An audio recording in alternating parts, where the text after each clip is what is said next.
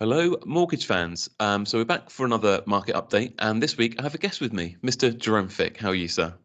Very well. It's Friday, so very well. Thank you. Good. I'm glad you love your work that much that you're looking forward to the weekend. So it was always an encouraging start. But for today, the reason why I've got Jerome in has been doing mortgages quite a while now, been with us certainly quite a long while as well. And one of your specialisms, I would certainly say, is helping clients with more complex incomes. And I'm sure we'll explore this as we go through today. So what we're going to do is we'll probably just have a little conversation around what a complex income is, because one of the ironies is people don't often know until they come to get a mortgage. Jerome's then got a case study he's going to talk through quite specifically to bring this to life a bit. And then we'll finish up with the most commonly asked questions in this area. So if anything we talk through today sort of resonates with you, I'd certainly suggest getting in contact and we'll be able to help. So on that note, Jerome, if I throw it over to you then, should we give a little bit of your background? What you've done broking wise and before that, and then we'll have a little talk about sort of what complex incomes are. Good morning. I think as Richard mentioned, been with Rose Capital a while, joined in 2015, I believe it was. Before that, I was with Barclays, doing in-house mortgages for customers there. Started with them back in 2007, 2008. So I've been doing mortgages for quite some time now. Thank you. Good. And humble as ever. You can tell that from the South African nature. Far too humble, Jerome. You do a spectacular job, actually. So that's great background. So that brings us then nicely into sort of complex incomes then. So I think for anyone listening, probably just touching on like what is a complex income, because it's a very broad sort of header. So if you're talking to a client, what sort of things sort of flag to you as, all right, this is going to be a little bit more complicated?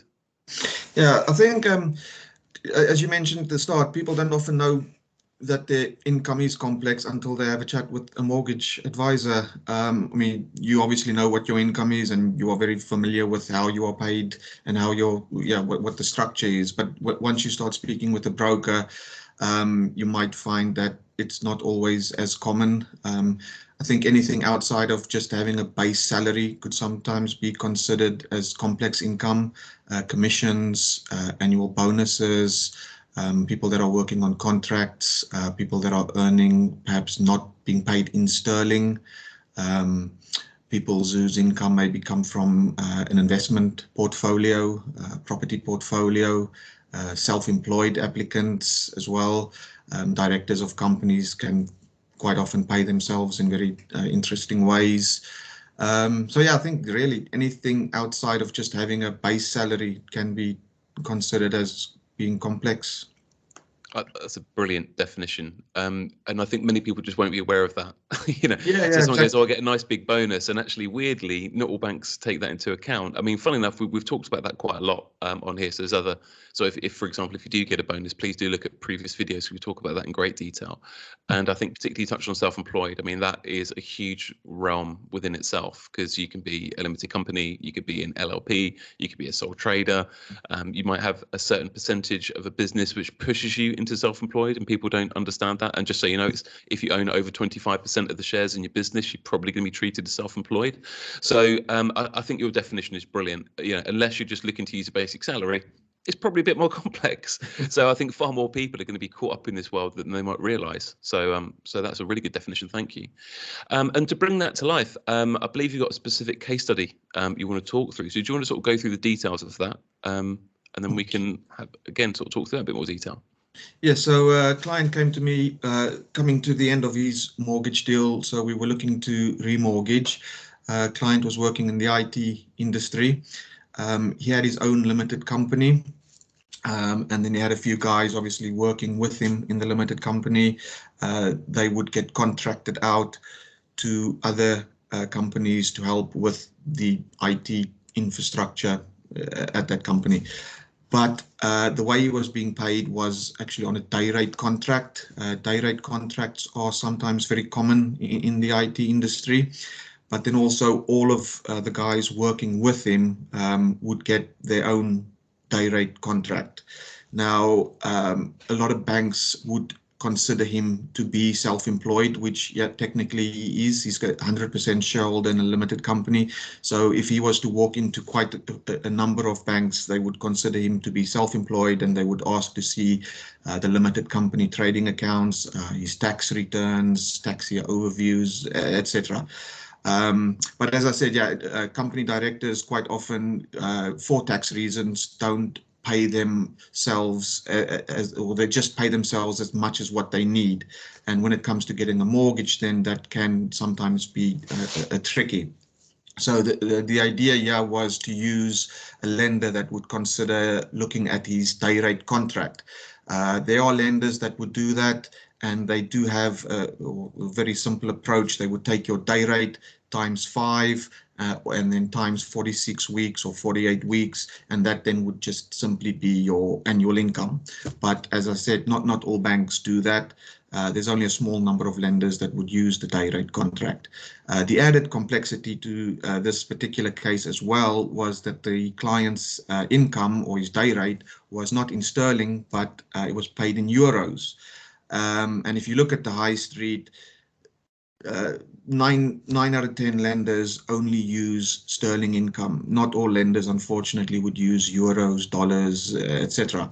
So the trick here was to try and find a lender that not only used this day rate contract, but also the euro aspect of that particular contract. Luckily enough, we were able to find a lender that was able to help. And happy to say that, the case went in, the case was offered, and then also completed. So very happy with that. Well, there's complicated and there's complicated. So there's a number of things going on there. Like I say, so non-sterling income in itself is complicated. I think you said that 9 out of banks just don't accept it. I think your definition around the IT contractor industry particularly is a great one. I mean, contractors as a whole has been a big boom area in the last few years, which has really been exacerbated through COVID, really. So a lot of people are working on fixed term contracts. And in my own experience, I think if you were to take, for example, your net profit or your dividends out of the business, that probably only get you a fraction of the borrowing capacity, whereas actually you just take the day rate contract. I mean, it can literally double or treble the amount you can borrow. It's not a small difference. It's massively different. IT contractors were the first industry to go this way, really, weren't they? They're sort of the high profile one. But I would say anyone who works on a contract now, the simple way around it is using the day rate, not the limited company accounts. So I think that's a really, really good definition.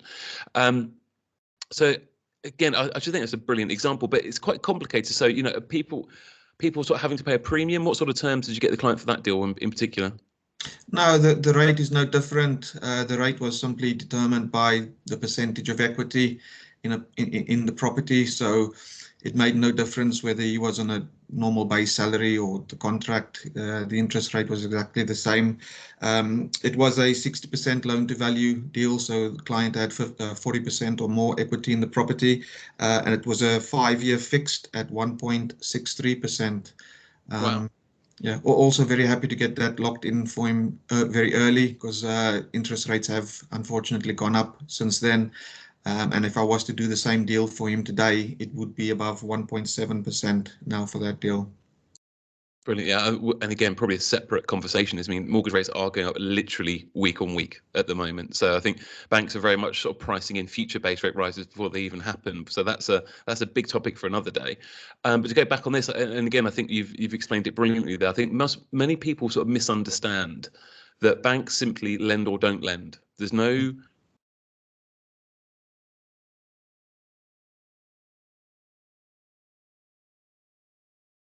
finding the right lender for the client.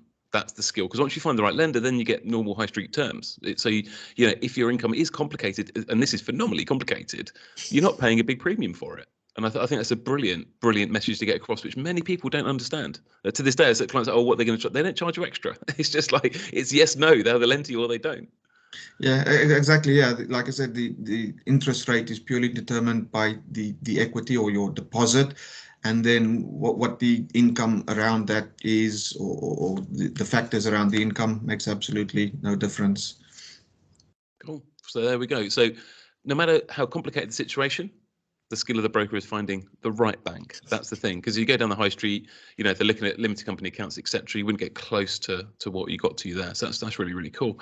So just to sort of finish up then, so I've looked up sort of the most commonly asked questions in this area. Some of them we may or may not have touched on. So we'll just go. I think the first two questions we could probably combine. So the first two questions were, how do I get a mortgage with inconsistent income, and can you get a mortgage with irregular income? So what would you say to that, Jerome?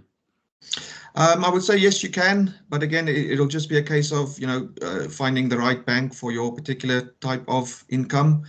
But when it comes to irregular income, lenders are maybe more likely to ask for a track record. So if it's income commission, for example, and which can at times be irregular, especially just going through COVID.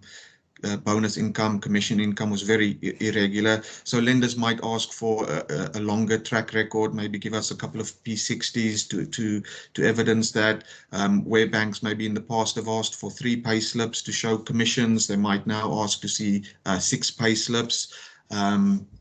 Also, when it comes to annual bonuses, if applicants are maybe changing jobs, banks will maybe ask to see bonuses from the previous company, and then also maybe ask to see a bonus being received with the new employer. So yeah, in short, yes, you can, but we will just maybe need to evidence a proven track record of the income. Yeah, that's spot on. I couldn't agree more. I think as you say, the key thing is the track record. And I think if your income is irregular, and that could be whether you're employed or self-employed, it's not unusual, particularly with the last few years. Banks often take something like a 2-year average. So if you want to sort of take just sort of a takeaway, if we average your income over the last 2 years, that's probably what banks will use if it's been inconsistent. Then it depends on how much you want to borrow, because some banks will take 50% of the variable, some take 100%. Yeah. That's when you get down to the real specifics. But if you want a finger in the air, average your income over the last 2 years, times it by about 5, that's probably what you can get to, I would suggest. The next question is, what is a multiple salary mortgage? So I think maybe perhaps what that alludes to is, can you get a mortgage if you've got multiple sources of income? Yes, you can. And that is, again, something that we see a lot of. Clients might have some self-employed income in the background, some extra work that they do. So again, it's just putting it with the right lender. Same old story, putting it with the best lender. But secondary income, some lenders might again just decide to use 50% or 60% of that income because it's not your main income. So yes, they will use it. But it's just going to be a question of how much of it that they'll use, because not all lenders will use 100% of a second income. Yeah. So again, you answered that very well, but I think it's very simple. I mean, banks will take multiple sources of income. It just depends what proportions and where it comes from. But yeah, don't be put off if you do have multiple sources of income. Not a problem. And as Jerome says, it's all about finding the right bank, really. So last question then is, what income can be used to qualify for a mortgage? There's probably quite a short answer to that, but what's your take on that, Jerome? I think for the most part, income that can be proven and income that you pay tax on. Most lenders would want to see that you pay tax on your income, so they would want to see your P60s, your tax returns. Even if the income is coming from an investment, maybe, or dividends from a company, they would still want to see the tax returns. But yeah, any income that can be shown or proven can be considered to be used by a lender. Yeah, you hit the nail on the head then. It's very simple. It's what can you prove and what do you pay tax on? That's the quality. It's as simple as that one.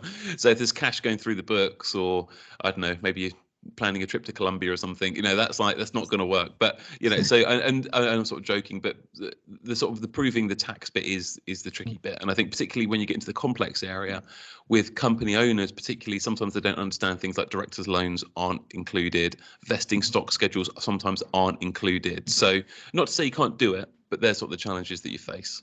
Yeah.